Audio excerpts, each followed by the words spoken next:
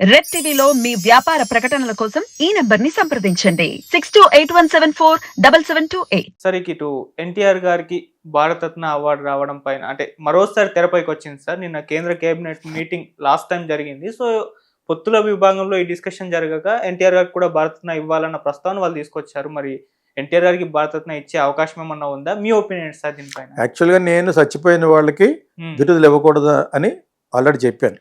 Okay, చచ్చిపోయిన వాళ్ళు బిరుదులు ఏంటి? ఒకసారి ఆలోచించండి. బుద్ధి ఉన్నది, జ్ఞానం ఉందా? ఆడు పోయి ఎప్పుడో పోతే ఆడికి అవార్డు ఏంటి? చచ్చిపోయి పైన చేశాడు ఏమన్నా మంచి మంచి పనులు?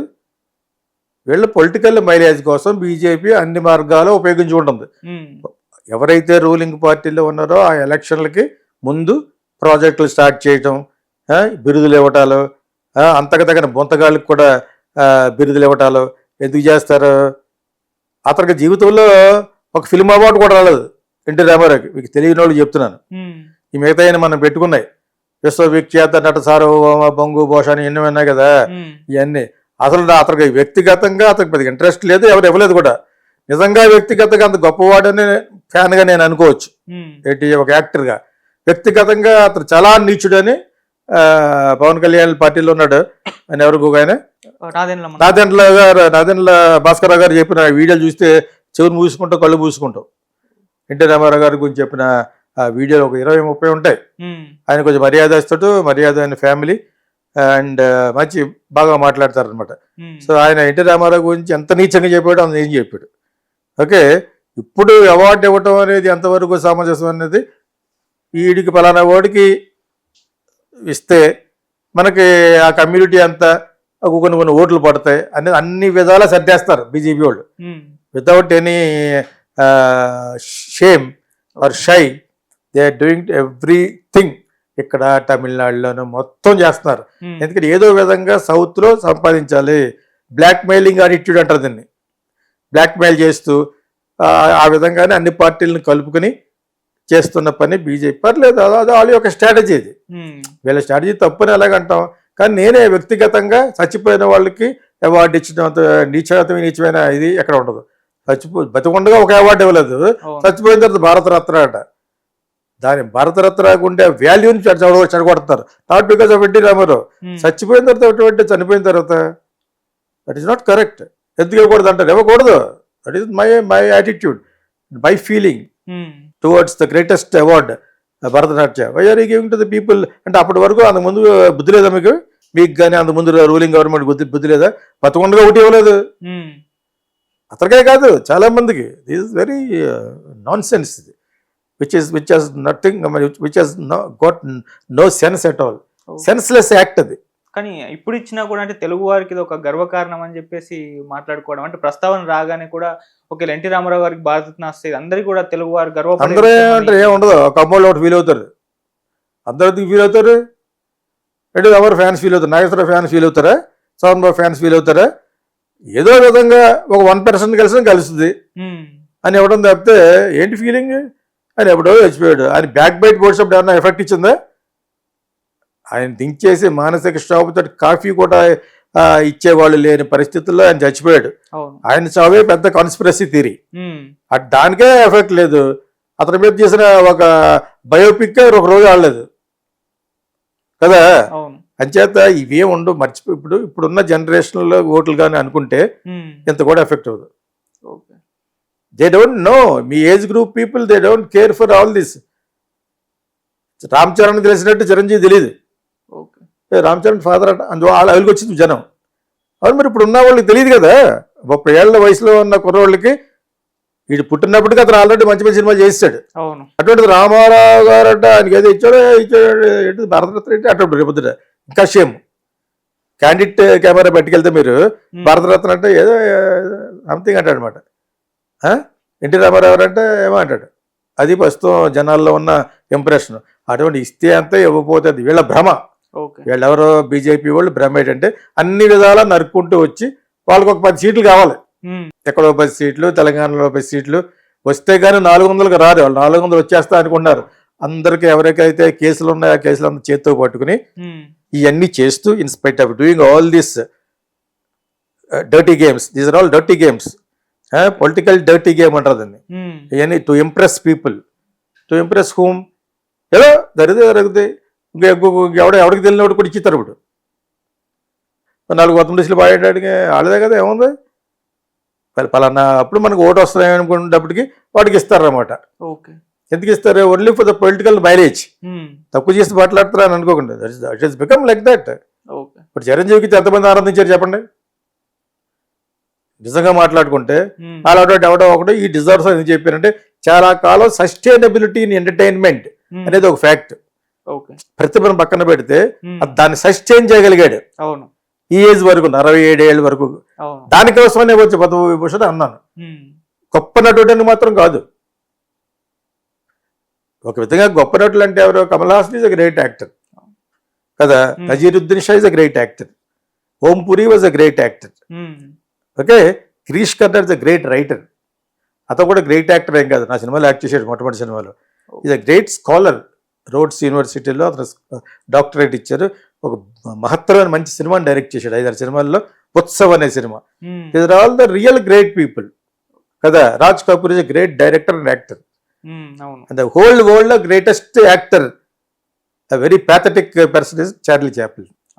ఇవన్నీ పక్కన పెట్టి ఆవిడగా భారతరత్న ఇచ్చారు. ఎందుకు ఇచ్చారు? మీరు ఓట్లు కూడా ఇచ్చాడు ఈయన. మోడీ గారికి ఇచ్చేచ్చు 10 భారతరత్నలు కావాలంటే ఇప్పుడు మీకు అర్థమైనప్పుడు. Only I like Modi for many other things, for ఈ సెల్ఫ్ డిసిప్లిన్. ఆ యోగా అని అదని, ఒక ఇంగ్లీష్ ఎక్కడికన్నా పలానా దేశంలోకి వెళ్ళి మాట్లాడాలంటే నాట్ ఫర్ 10 minutes, 4 గంటల కామెంటరీని చదువుకుని గుర్తుపెట్టుకుని మాట్లాడుతున్నాడు. Person who has come from a very low background of a tea stall అన్నట్లు. టీ స్టాల్ అన్న ఉన్న వాళ్ళందరూ పైకి వస్తారేమో. యాక్టర్ నాని లాగా. Actor నానిది tea స్టాలే. కంపసంగం కింద ఒక టీ కొట్టు ఉండేది. వాళ్ళ father, his father was one of my production manager time సినిమాకి. అలా తెలుసు. తప్పే ఉంది, టీ స్టాల్ కూడా బిజినెస్. అది కొంచెం పెద్దోడు అయిపోయేటప్పటికి బాగా ఒకలాగా అనిపిస్తుంది. ప్రైమ్ మినిస్టరే టీ స్టాల్ అయినప్పుడు నేనెంత అనుకోవాలి దాని. పైగా ఇతను చిన్న కుర్రోటప్పుడు కూర్చున్నాడు అక్కడ. ఇక్కడే దాన్ని ఏమంటారు, పంజా కొట్టేదా అమీర్పేట అంటారు కదా, సితార్ అదేదో ఉంటుంది కదా, చందన. అక్కడ కంబసంగం ఉంటుంది కదా, కంబసంగం బిల్డింగ్ ఉంటుంది దాని వెనకాల. Nothing wrong. What is that? Building అందరూ కూడా పుట్టడంతో సిల్వర్ స్పూన్తో పుట్టరు కదా, మన ప్రైమ్ మినిస్టరే కాదు. సో ఆ విధంగా నథింగ్ రాంగ్. కాకపోతే ఇప్పుడు అవన్నీ వర్కౌట్ చేస్తాయి. ఇప్పుడు లో బ్యాక్గ్రౌండ్ నుంచి ఎవరైతే వచ్చి పైకి వచ్చారో వాళ్ళు చెప్పింది లో క్యాటర్ పీపుల్, అంటే క్యాటర్ కాదు, కొంచెం తక్కువలో ఫైనాన్షియల్గా తక్కువలో ఉన్న వాళ్ళందరూ కూడా వాళ్ళకి ఒక ఊపిరిస్తుంది కదా. Every damn thing they will make use of for the votes. Though is Jagan party, Modi none other than Jagan party. ఇది ఒక పెద్ద గేమ్. ఇది దాన్ని బట్టి అర్థం చేసుకోండి.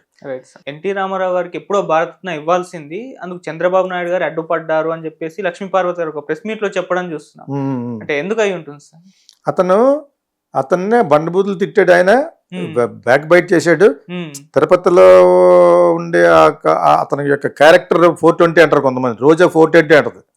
ఓకే, ఇక్కడ ఎవరు కూడా నమ్మరు. ఒక కమ్మ అనే ట్యాగ్ మన వాడు ఎవడొకడు వస్తే బాగుంటుందని ఎన్ఆర్ఐస్ వీళ్ళు ఫీల్ అయ్యి అంటారు తప్పితే అతను రావాలని కమ్మోళ్ళ యొక్క పరువు తీసాడు అతనే. ఆయనే రామారావు గారి బొమ్మని ఈయన ఏపీనిస్ట్ అయిపోయిన బ్యాక్ బైట్ చేసి మొత్తం అన్ని చోట్ల తీయించాడు. పోయి మన ఏబిఎన్లో డైరెక్ట్గా మాట్లాడుతున్నప్పుడు ఎవరు నీళ్ళోడు షూట్ చేసి పెట్టేశాడు. కెమెరా ఆన్లో లేదనుకుని మాట్లాడేశారు. అందులో ఉంటుంది వీళ్ళిద్దరు మాట్లాడకుండా ఉంటారు అనమాట. రామారావు గారి ఫోటోలు తీసేయమని, ఇలా చేయమని, నేను అలా చెప్పాను ఇలా చెప్పాను. ఇంకా అందుకంటే ఏంటి, అందులో నిజమే, ఇది నిజం, అది 100% నిజం. అది 100%, 150% నిజం. అది రామారావు గారిని మర్చిపోయి అతనే పైకి వచ్చేయడానికి ట్రై చేశారు. ఎలాగ పాసిబుల్ అవుద్ది?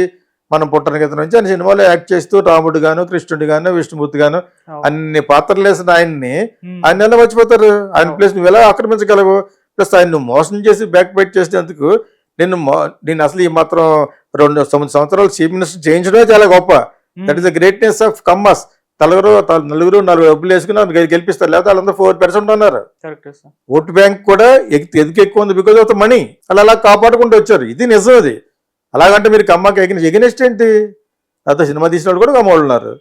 ఎగనెస్ట్ ఏంటి? నా ఫ్రెండ్స్ అంతా కమ్మా సార్. వాళ్ళే అంటారు అవును. నువ్వు చెప్పిన వాళ్ళు చాలా వరకు కరెక్ట్ కానీ మేము ఒప్పుకోలేము అది అంటా ఉంటారు.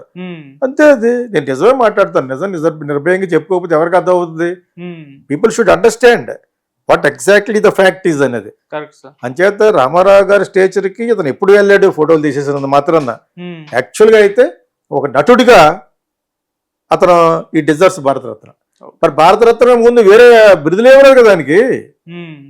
మీకు అర్థమైంది ఇప్పుడు మీకు? అవును. సౌత్కి అసలు చాలా చెడ్డ చూపు చూశారు. ఇప్పుడు బీజేపీ అంత సఫర్ అవుతున్న కారణం ఏంటి? They don't like north. Simply south Indians cannot accept north Indian. వేరే గతి లేక ఇండియా అంతా ఒకటేగా ఉంది, లేకపోతే సెపరేట్ అయిపోవడం కరెక్ట్.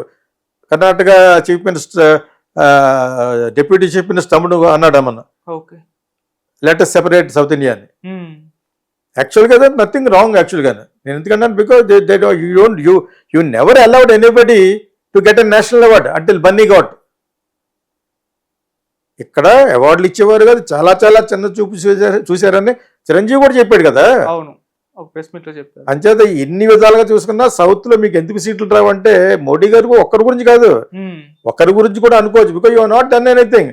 నువ్వు ప్రామిస్ చేసిన స్పెషల్ స్టేటస్ ఇవ్వలేదు. ఇప్పుడు అంటాడని చూస్తూ ఉండు, మేము ఇస్తామని చెప్పి ఎలా నమ్ముతారు వాళ్ళు?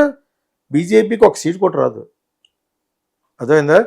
వీళ్ళకి వచ్చే సీట్లు పోతాయి. ఇంకా నేను అక్కడక్కడ అన్ని మిక్స్ చేసి ఎందుకు చెప్తున్నానంటే this what is going to happen.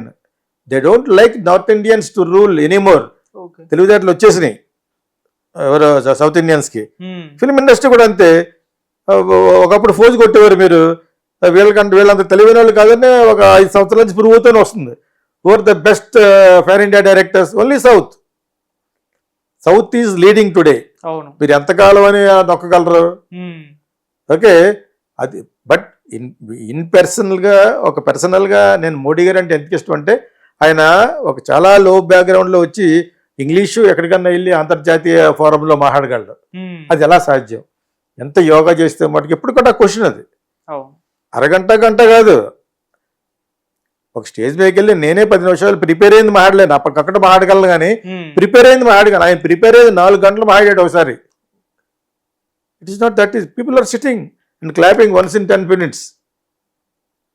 నేను దానికోసం ఆయన అంటే ఎందుకు ఇంట్రెస్ట్ అంటే అదే ఆయన యొక్క వ్యక్తిగతంగా ఆయనకి పెద్ద ఆటల పిల్లలు లేరు, ఎవరు లేరు, డబ్బులు సంపాదించుకోవడం లేదు, పర్సనల్ ఫ్రాడ్ లేదు. ఆ విధంగా ఐ లైక్ మోడీ.